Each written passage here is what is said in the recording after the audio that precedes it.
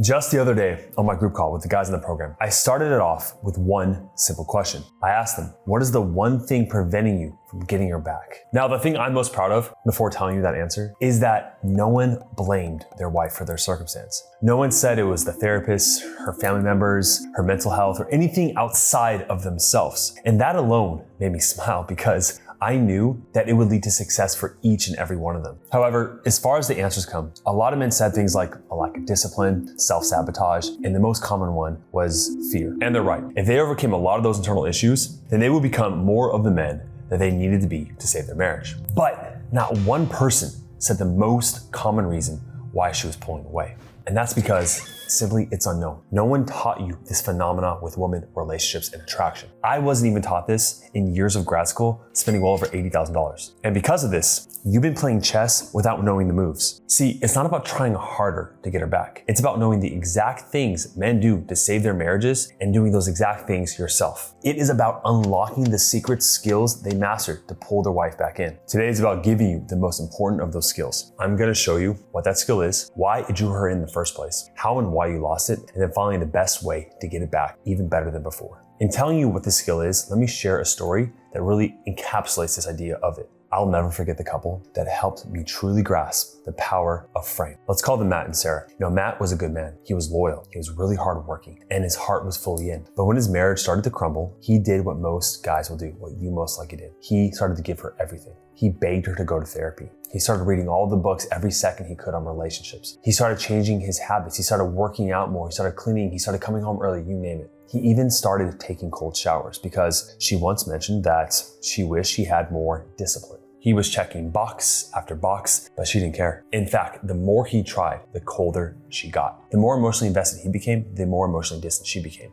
And he kept asking, why isn't this working? I'm doing everything she's asking for. And that's when it hit me. He was living inside of her frame. You see, her mood was his mood. Her doubt became his mission. Her emotional state distracted his own worth. And no matter how many hoops he jumped through, she didn't respect him because he stopped leading the relationship. Then one day something just snapped. He stopped trying. He let go and he stopped chasing. He came to me and said, I'm done trying to prove myself. I'm going to live my life again. And if she wants to join me, then good. I'm gonna follow your advice, Josh. He finally got it. And guess what happened? Within a week, she texted him and she asked if they could just talk. This followed by her asking to see him more. And then one night she said to him, I miss the man you were before.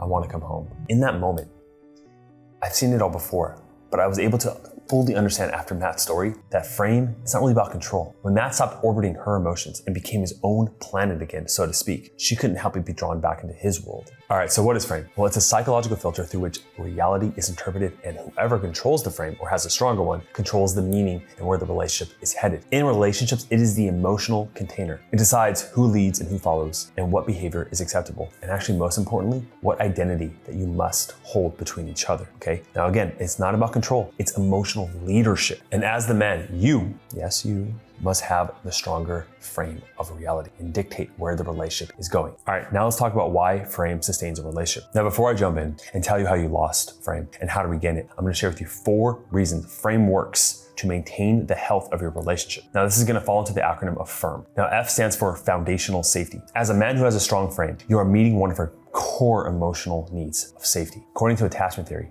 partners need a sense of emotional security or containment in order to have commitment within a relationship and trust. So this circle resembles the masculine container that you guys have. Now, in previous videos on frame, the way I define frame is actually through more like this, where each line resembles things like your values, boundaries, beliefs. And the reason why there's an open-ended part of this is because, the guy who is completely suffocated in that analogy is the guy who's trying to control her. But let's just use this complete container right here. So in her feminine nature, she is gonna be unpredictable. She's gonna be moving around. She's unstable, right? I mean, to certain degrees, right? Some women are more unstable than others. But essentially the feminine nature, it flows, right? It's like you can't contain it. This is why it's so elusive and confusing to so many men. But you see, she wants to be able to flow, but within a safe environment. And this is what your masculine container is. Now, the reason why this is so important is because in life, there are stressors, right? There are things that are going to be threatening the relationship, okay? For a lot of men, it's a death in the family, right?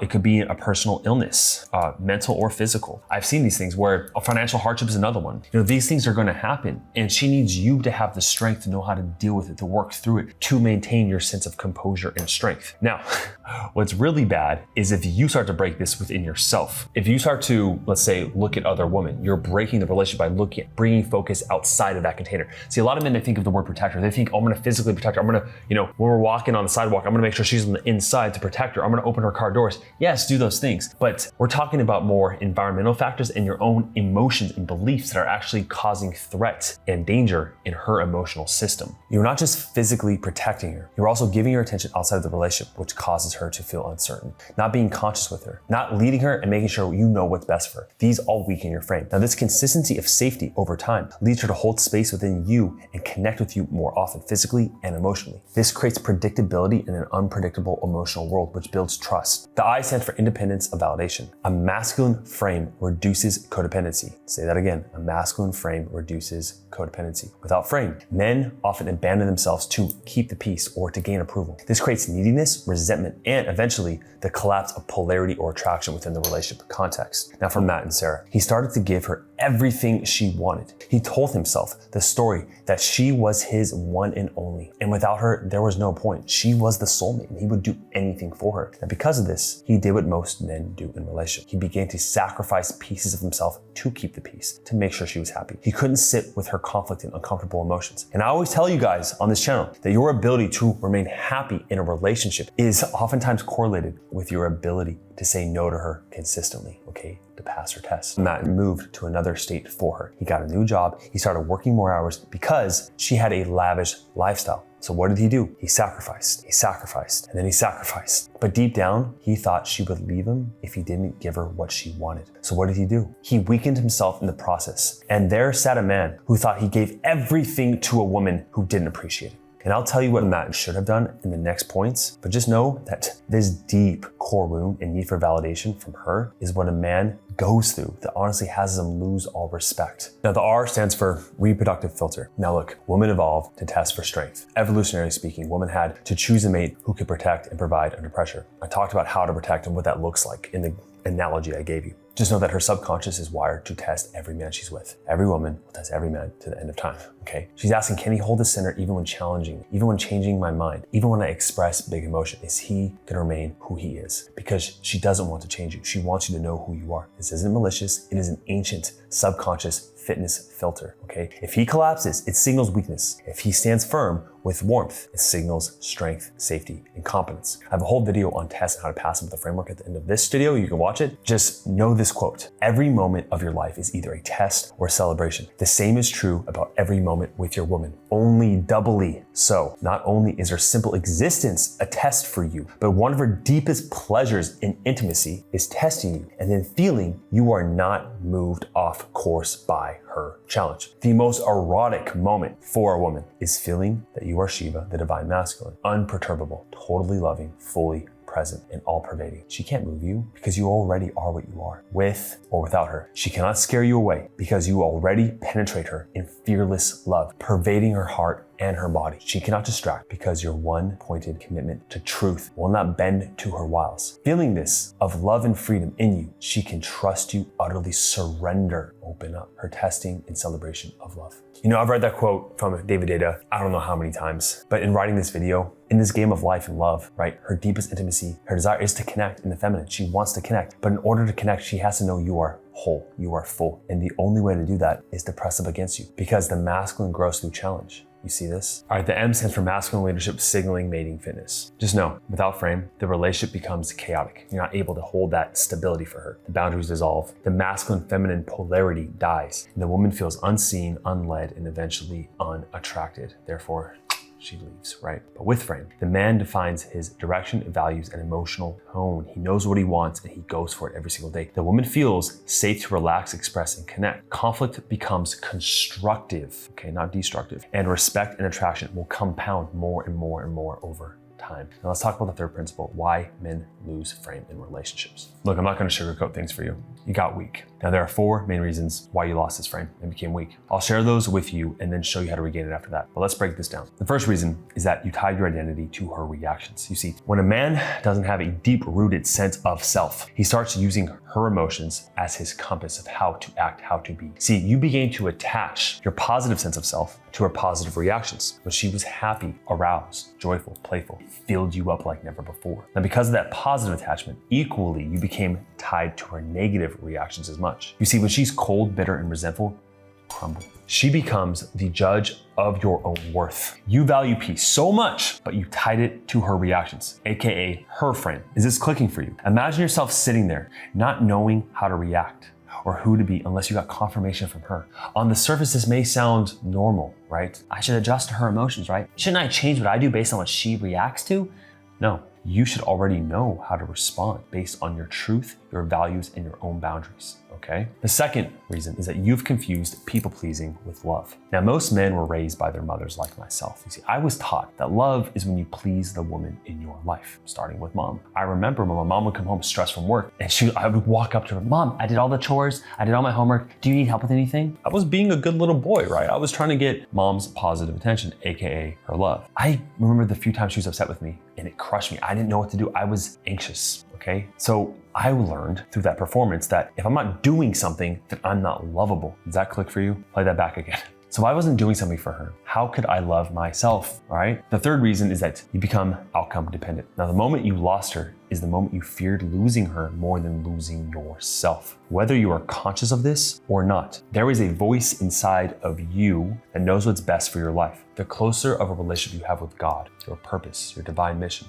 the louder this voice will get and the clearer it will become. Putting her above yourself means you are trying to control her emotions instead of guiding the dynamic. There's a big difference there, okay? You traded your personal sovereignty, your freedom for security, and it backfires every single time. You didn't take the risk, and a man's highest purpose must not be his woman. If a man prioritizes his relationship over his highest purpose, he weakens his core and cheats his woman of an authentic man who can truly offer her his full presence. It's from David Data again. If you haven't read that book, the fourth way you lost this frame is you stopped leading yourself, okay? If a man stops growing, he stops doing the inner work, he stops leading in his own life, he loses that attraction gravity. You see, frame provides an internal congruence, right? A consistency of who you are and what you do. You can't fake it, right? If your discipline, routines, and vision is all off, you can't lead her emotionally, right? She cannot trust a man who's neglecting himself. So when it comes down to it, complacency is the problem here. If you're picking up on what I'm putting down, okay? Complacency, you stopped setting these high level goals, even if they're not attainable, right? These missions that you're on to serve the world,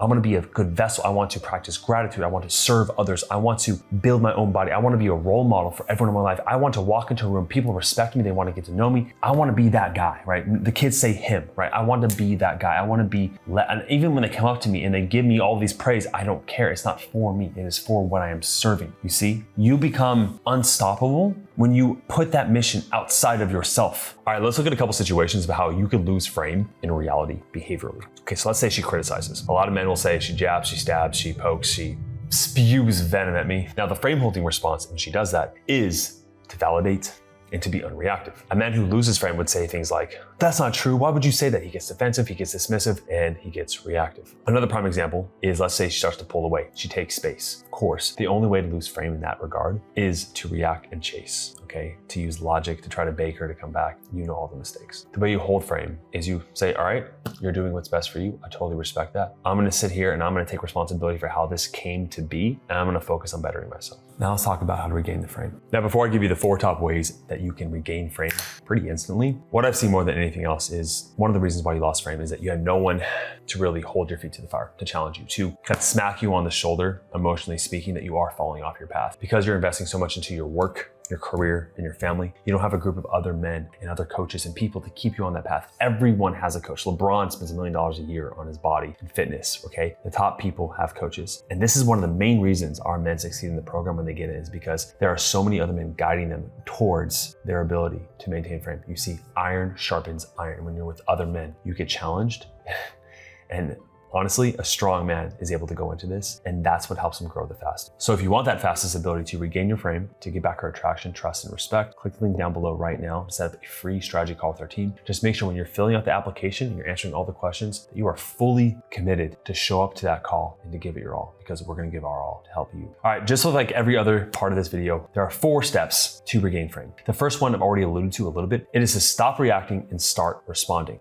You see, once you know your values, once you know who you are, why you stand for what you stand for, right? You have those guiding principles, those signposts, how to guide you through every decision in life. You create a sense of decisiveness, of purpose, of clarity. One of the biggest, I would say biggest reasons I've seen personally with myself and clients that has led to the demise of the relationship when it comes to frame is not knowing what you want, is being indecisive, letting her take the lead. That's what it is. Being indecisive and having doubt is the opposite of taking the lead. And when you know who you are less reactive to her. She's gonna challenge you, and those tests that pop up, it's water off a duck's back. It bounces off you, you see where it's really coming from, and you are passing them more consistently, and that's what builds attraction really fast. The second thing that you must do is to reattach to your purpose or your mission or God, right? Or all 3, all right? You see, when you have that higher reason more than yourself, you get outside of yourself. You see, she punishes you for being too stuck in your selfishness. Okay. Now, it seems like a paradox because I say, oh, you're sacrificing so much of yourself and that's why she lost attraction for you. But you're sacrificing those parts of you because you're focused on what you need from her, right? So it's inherently selfish.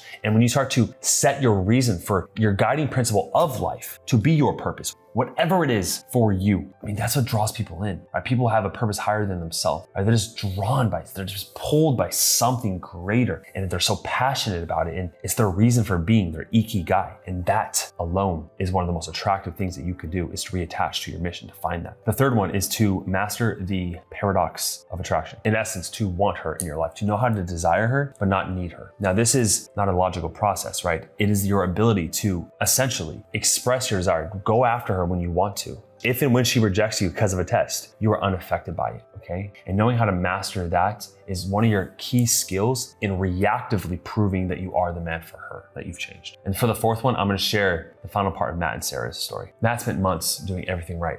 Remember, he was changing his habits, he was reading books, he was saying everything correct. The reason why Sarah grew so distant is because Matt was still orbiting her world, right? Making little excuses to come see her, whether it's with the kids or things to fix around the house or things he just left there that he had to pick up. Now, the way I was able to guide Matt through that idea that he didn't need her was, to be quite honest with you, it was a breaking point for him. He found out she went on a date with another guy.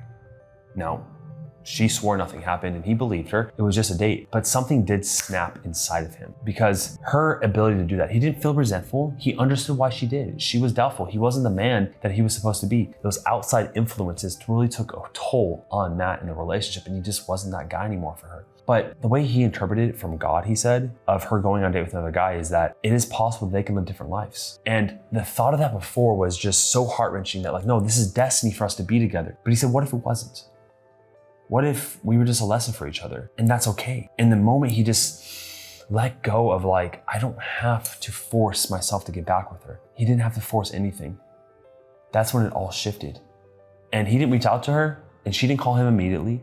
But the next time she did reach out to him, she just sensed something was different. She goes, who are you? She started testing him. She's like, oh, you're trying to be all cool. You're trying to, like, play blasé. And he was loving. Still, his heart was open. And he was like, no, I realized that I don't need to hold on to you anymore. I don't need to feel like I'm pressuring you. Look, I'm not gonna lie to you. I want you in my life. And I'm open to it if we both can make it work. But I'm not gonna force it. And if you wanna go date other people, that's totally fine. You know, I might explore that myself too. I'm not sure yet. And then, of course, the moment he said that, she wanted to come over. Now, every time I say this, I want to end this video by saying, like, you don't have to go out and date other women, right?